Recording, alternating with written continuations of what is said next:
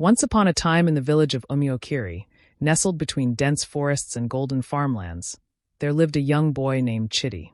He was 12 years old, known for his mischievous grin and quick hands that often found their way into trouble.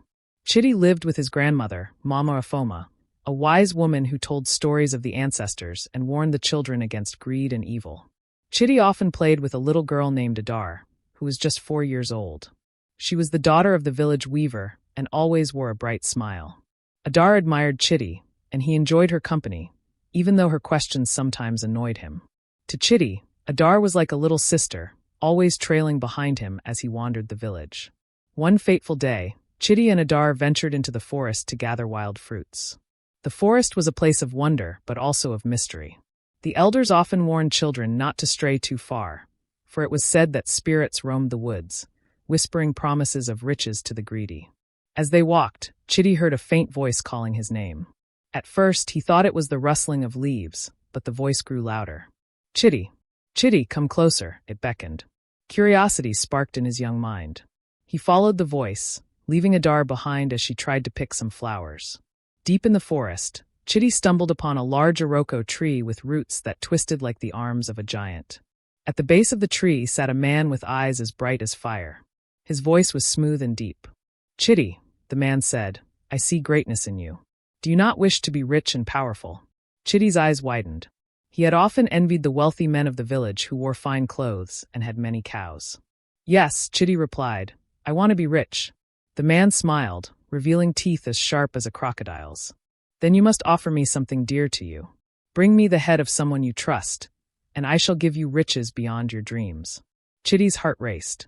The man handed him a small, shiny knife and vanished into the air. Chidi stood there, the knife heavy in his hand, as the whispers of the forest grew louder. That evening, Chidi could not shake the man's words from his mind. As he sat by the fire with Mama Afoma, the image of riches danced before his eyes. He imagined himself wearing fine robes, eating the best food, and being respected by everyone in the village. Chidi, are you listening? Mama Afoma asked, her voice breaking through his thoughts. She was telling one of her stories, but Chidi could not focus. He nodded absent-mindedly and excused himself to bed. In the dark, Chidi's mind wrestled with the thought of the task the man had given him. Who could he trust enough to sacrifice? Then a thought struck him like lightning. Adar. She was always by his side, always trusting him. Guilt and greed battled in his heart, but greed began to take the upper hand. The next morning, Chidi went to Adar's house and invited her to play in the forest. Adar was thrilled and ran to tell her mother before following him. They walked hand in hand, Adar humming a cheerful tune while Chidi's heart pounded in his chest. When they reached the iroko tree, Chidi hesitated. Adar was picking flowers, completely unaware of the storm brewing in his mind. The shiny knife felt cold in his pocket. He told himself it was for the best, that the riches would make everything worthwhile. As Adar turned to show him her bouquet of flowers, Chidi's hands trembled. He gripped the knife tightly, but something in her innocent eyes stopped him. He dropped the knife and burst into tears. Chidi's cries echoed through the forest.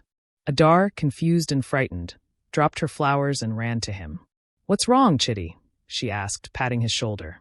Before Chidi could respond, the air grew cold, and the forest fell silent. The man with fiery eyes appeared once more, his face twisted in anger. You dare to defy me? The man roared, his voice shaking the ground. You were given a chance to gain everything, but you let weakness rule your heart. Chidi clung to Adar, who was now sobbing. I'm sorry. I can't do it, Chidi cried. The man's fiery eyes burned brighter. You will pay for your disobedience. From this day forward, you shall carry the curse of greed. Everything you desire will slip through your fingers. With a wave of his hand, the man vanished, leaving Chidi and Adar alone. The forest returned to its usual sounds, but Chidi felt a heavy weight on his chest. He knew the man's curse was real. When Chidi and Adar returned to the village, Adar ran to her mother, crying.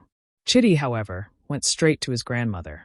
He confessed everything, the man in the forest, the knife, and the curse. Mama Afoma's face grew dark with worry.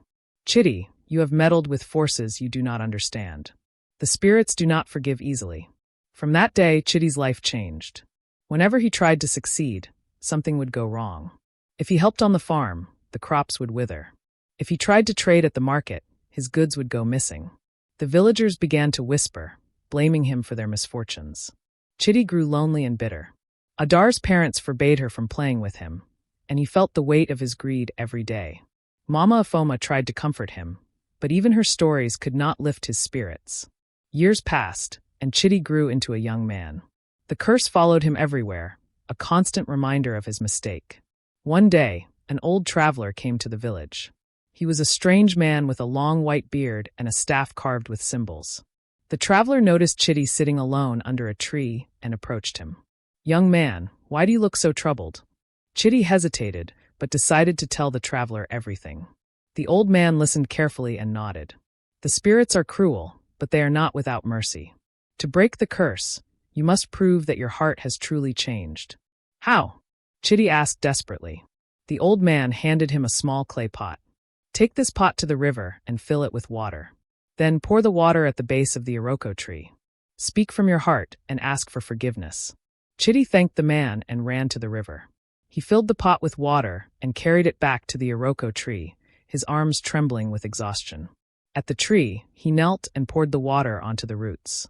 "Spirits of the forest," he said, his voice shaking, "I was foolish and greedy. I hurt those I cared about and brought shame upon myself. Please forgive me and lift this curse." The ground rumbled, and the fiery-eyed man appeared once more. "Chidi, your repentance has touched the spirits.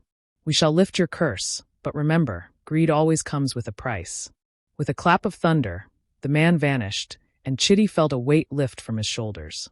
He returned to the village, where he was welcomed with open arms.